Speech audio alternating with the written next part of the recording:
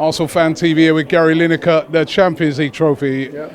Every time I see that, I start to cry, you know what I mean? Because it looks like we're never going to win it. Every time I see it, it reminds me of my twin brother. So, nah. Me as well, but my ears are quite big as well.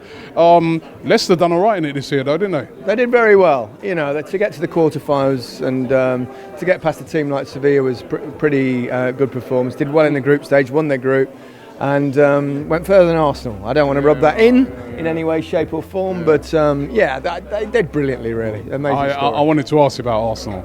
Now, obviously, we didn't do very well in it. Back-to-back 5-1 defeats. Did win the FA Cup at the weekend. That was great. But now the manager, so today, official, signed a new contract. And I saw some things that you had to say about it. What's your view on it? Well, I mean, it's an extraordinary tale, isn't it? That what bemused me a little bit was the fact that it took so long to announce it. It seemed like they're probably waiting for a good moment. So it's just as well they won the FA Cup final. You know, I've always been a fan of Wenger's style of football. I've always enjoyed it.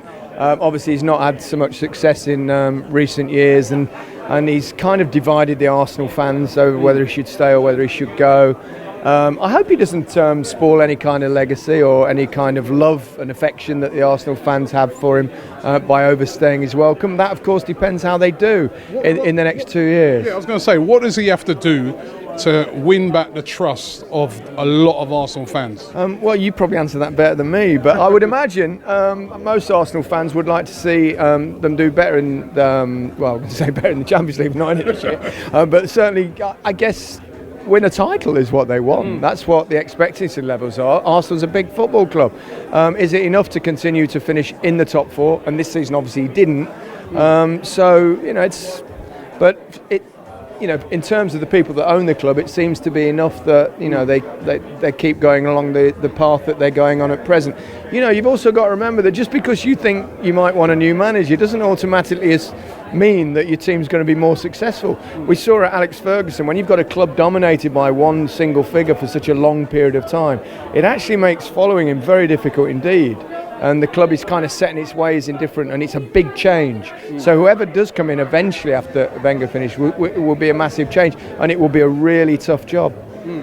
Can he do it again for you? I mean, he's got 2 more years now to prove himself. Can he do it? Well, it depends what you mean by prove himself. If he can get winning the league, can Arsene Wenger win the league again with Arsenal? Not with the current crop of players.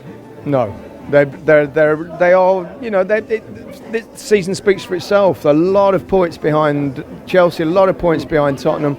They've got a lot of ground to make up, and they're going to have to. I mean, he says just a couple of players away. I think they're more than that, and they've got to keep the ones they've got, obviously, which is important.